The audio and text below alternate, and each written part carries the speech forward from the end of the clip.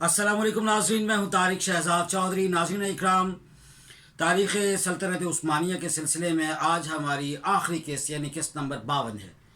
नाज़रीन इकराम, हमने मुख्तलिफ़ इक़साद की सूरत में और तस्वीती मुहर्रिकात की सूरत में हमने दौलत उस्मानिया की तारीख़ के ज़बून हाली के दौर से हमने जब किस्त नंबर 40 से आगाज़ की तो हमने ये अर्ज़ किया था कि ये वो तनज़्ज़ुली का दौर है और इस तरह से जब असबाब पैदा होते हैं इलाए कलिमतुल हक़ से हट कर गुफ्तगू करने के, मामलात करने के, अपने आप को तानासानी करने के, और फिर कबीदा खातिर इंसान की ज़िंदगी का, कौमों की ज़िंदगी का मुसर्रिफ़ बन जाती है और वो माँ सिवाय लकीर पीटने के उनके पास कुछ नहीं रहता।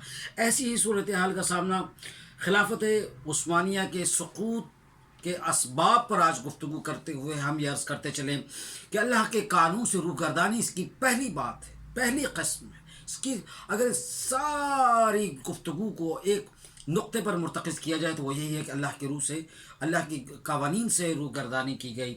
उसके बाद फिर इसी तरह से सरपरस्ती उस तरह के सलातीन की नहीं रही। वो जो हमने कहा था, वो जो दम खम होना चाहिए था, वो दिलेरी होनी चाहिए थी, वो अस्करी पसंदी होनी चाहिए थी, उसके अंदर मुतहर्रिक होना चाहिए था सलातीन को, और उसके साथ साथ दानिशमंदी है, हिकमत है, और ये सारी जहानत की चीज़ें जो हैं इसकी वो बड़ी ज़रूरत थी, बदरज उतम होना बहुत ज़रूरी था। और फिर मुल्कियत का एक और बड़ा मसला यह है कि कोई एक सुल्तान भी सलाह साल के बाद होने वाली सदियों पर मुहित जो सल्तनत है उसमें अगर एक सुल्तान भी गैर मामूली किस्म का आता है, वो गैर मामूली उसके अंदर सिफ़ात नहीं होती, तो वो शख्स, वो सुल्तान पूरी सल्तनत की नैया डबो के रख देता है और उसका ख्वाब कभी शर्मिंदा ताबीर नहीं हो सकता। यही हमारे सामने आई जासूसी नेटवर्क इन्होंने बनाया सुल्तान अब्दुल हमीद के दौर से हमने देखा, लेकिन वो भी फ़आल ना हो सका। उसकी बड़ी वजह ये थी कि सरायत कर चुकी थी मासूनी तहरीक और यूरोपी और फिर रूसी और इसी तरह से जो बल्गारिया और सर्बिया के जो जो फतूहात जहाँ जहाँ इन्होंने कर रखी थी, जो जहाँ जहाँ कलरूम के अंदर इलाके दाखिल थे, उन्होंने उसके बाद जब ये मामला सामने आता है कि जब अंदर से शोरशें होती है, बल्कान की शोरश हमारे सामने रही आखिरी दौर में, फिर ये उसकी एक बड़ी वजह थी। इस हवाले से सुल्तान महमूद सानी के हवाले से 1886 में जो मामलात सामने आए, हमारे इस्लाही तहरीक आई, और फिर ये इस्लाही तहरीक भी क्या थी आपके सामने, जिस तरह से वो मामला सामने रहा। रईस के हवाले से हम बात करते हैं, साले रईस ने, तो हम ये समझते हैं क्रिस्टोफर कोलंबस से पहले उसने जो 1465 के मामलात हैं उस पर हमने तफसील से गुफ्तगू की।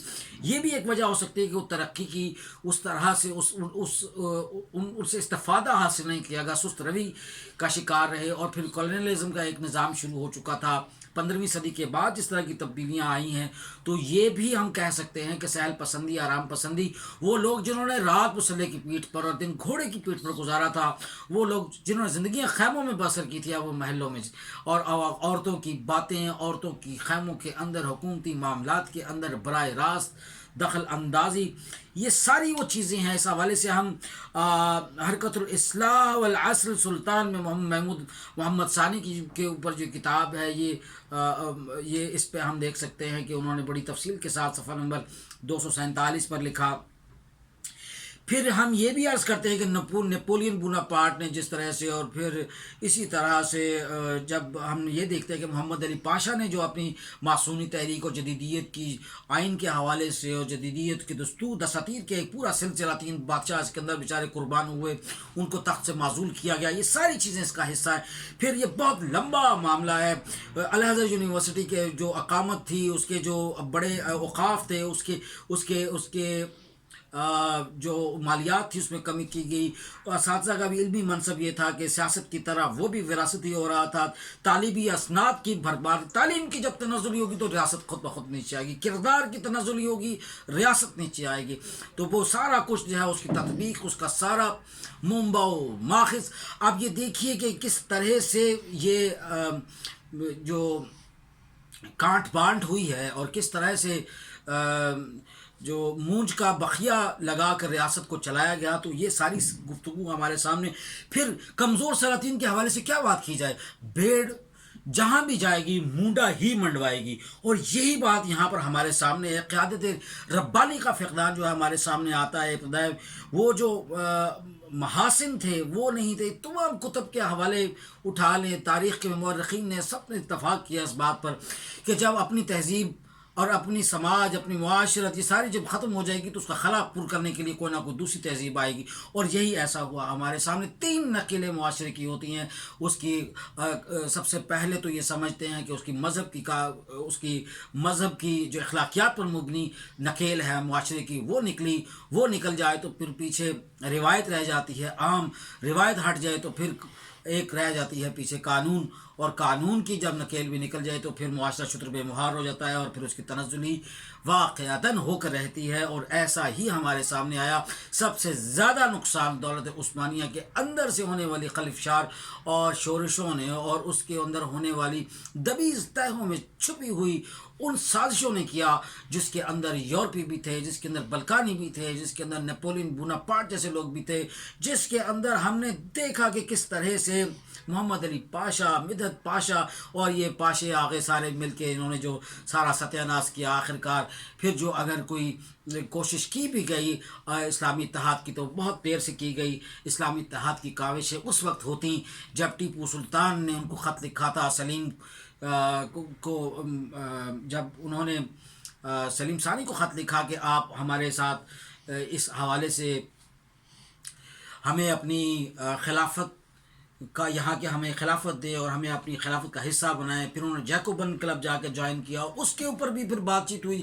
جیکوبن کلب کے ساتھ جو ان کے معاملات ہوئے اس پر بھی پھر یہاں یہی خطوط جو ہمیں ملتے ہیں تحقیق کی صورت میں کہ آپ فرانسیسیوں کو چھوڑیں اور آپ ان سے مول مت لیں, لڑائی جھگڑا مول مت لیں اور آپ برطانیہ کے ساتھ جو ہے وہ تابع داری کریں. برطانیہ اس وقت چھا چکا تھا اور جو خلافت عثمانیہ کے جو لوگ ہیں یہ فرانس کے ساتھ ان کا معاملہ اچھا نہیں تھا. پھر اسی طرح سے مصر کے اندر اور پھر شیعہ سنی فسادات نے مسلمانوں کو بہت نقصان پہنچایا ہے.